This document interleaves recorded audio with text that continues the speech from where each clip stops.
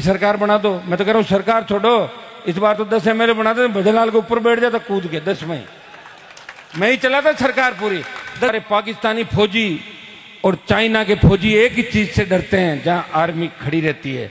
वो कहते हैं कि आसपास में जब जाट रेजिमेंट सामने खड़ी होती है तब हमें लगता है कि पता नहीं बिना बात ही गोलियां नहीं चलाते जाट रेजिमेंट वाले, हमें डर जरूर लगता है।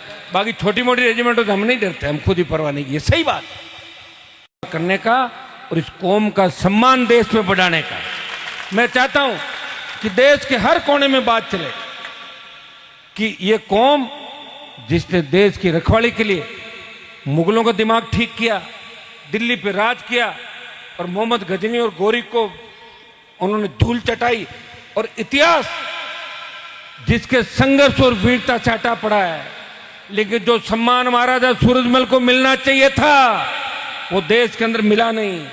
अभी भी महाराजा सूरजमल जिस सम्मान के योग्य थे, जिनको सिर्फ एक जाति का राजा घोषित करके ये प्रयास लोग कर रहे हैं, ये बर्दाश्त नहीं करेंगे।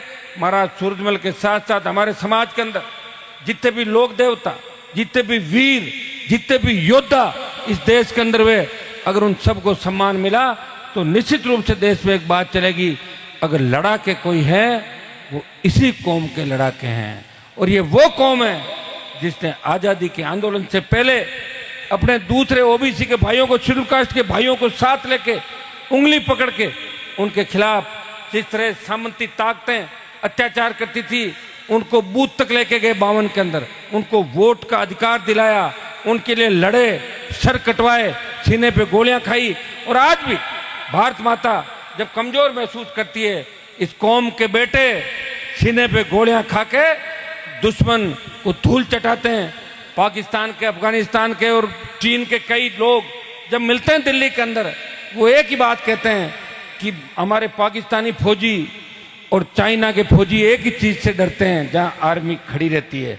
वो कहते हैं कि आसपास में जब जाट रेजिमेंट सामने खड़ी होती है तब हमें लगता है कि पता नहीं बिना बात ही गोलियां नहीं चलाते जाट रेजिमेंट वाले, हमें डर जरूर लगता है। बाकी छोटी मोटी रेजिमेंटों से हम नहीं डरते, हम खुद ही परवाह नहीं की। सही बात। तो अमेरिका के अखबारों ने छापा कि कारगिल की लड़ाई के अंदर 20,000 फीट ऊंची पहाड़ियों पे 50 किलो गोला बारूद और AK-47 लेके एक व्यक्ति चढ़ता है सीधा पहाड़ी पे और दुश्मन को ढेर करता हुआ आगे बढ़ता है, वो जाट रेजिमेंट का जवान है। मैं जाट की बात इसलिए कर रहा हूँ कि आज जाट समाज के कार्यक्रम के अंदर आया हूँ, हमें दूसरे समाजों को भी आवश्यकता है। जाट बड़े भाई के रूप में चलेगा राजस्थान के अंदर, बाकी भाइयों को साथ लेकर हम बद्री जी बैठे हैं। हम तो चाहते हैं कि प्रजापति समाज हमारे साथ जुड़े। बीजेपी को वोट डालते हैं, एक टिकट इनको देता नहीं कोई बीजेपी वाले, एक देवे पूरे राजस्थान में। और कितना वोट आप लोग देते हो, सारे समाज वोट देते हैं। ये हमारे थान सिंह जी के समाज को देखो, मंत्री बनाया क्या, कितने समाज हो गए भाई। थान सिंह जी क्या मंत्री बनाया अपने राजपुरोहित को, कितना टाइम हो गया। आजादी के बाद मंत्री नहीं बनाया। मेरी सरकार बना दो। मैं तो कह रहा हूँ सरकार छोड़ो, इस बार तो 10 MLA बना दे, भजनलाल के ऊपर बैठ जाता कूद के 10 में मैं ही चला था सरकार पूरी। 10 ही नहीं बनाया आपने, तो एक ही मुश्किल से वेंटिलेटर पे डाल दिया था। अब खाली बातें करके नारेबाजी, रील बनाने से काम नहीं चलेगा। रियल